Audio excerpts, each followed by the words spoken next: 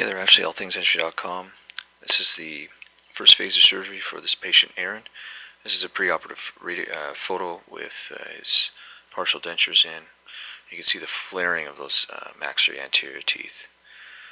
So this, I've already extracted the two mandibular anterior teeth that we had planned to extract, and with the provisional immediate denture in place, there's the extraction sockets.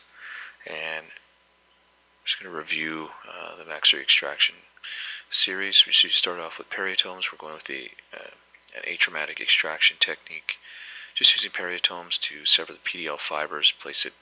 Try to place this as apically as far as possible, and sever those fibers. Place some expansion forces on the cribriform plate, again in an effort to extract these teeth. Atraumatically.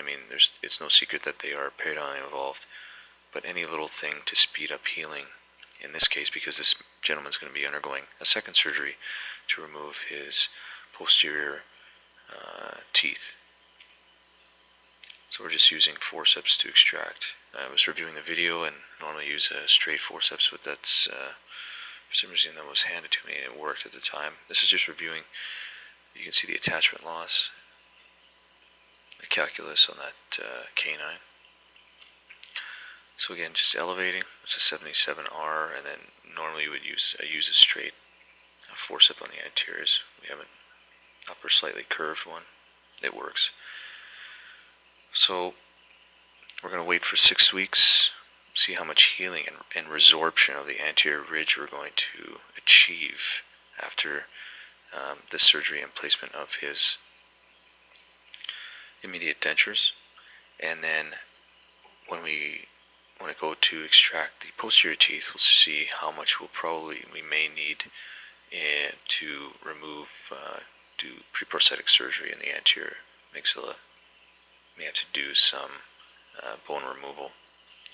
So I was talking with some of the oral surgeons and the prosthodontists and what their take is on afterwards, whether you clip the interceptal bone. And the idea now is, it seems to be a little more conservative, but everyone's different. We just removed any sharp points, just running my finger over there. And same on the canine. There wasn't so much an eminence, but there was a bit of the cortical plate that may cause an issue in rubbing against his denture, so I just clipped that with the rongeur. Additionally, between the canine and the premolar, I'm going to suture here. Do you normally suture extraction sockets like that? More opinion based. Maybe someone has the answer. So there was a gingival overgrowth between the canine and the premolar. We're just excising that, incising, and then we'll remove it for biopsy, and also primarily just to increase to speed healing. We'll just suture up that region. And we're just removing that here. So the next is placement of his partial denture. Now at this stage we're not going to be checking occlusion. We'll get him back in the 24-hour stage, which I have video of that, to check his occlusion. There are 2 clasps, and he will be wearing this for 72 hours straight.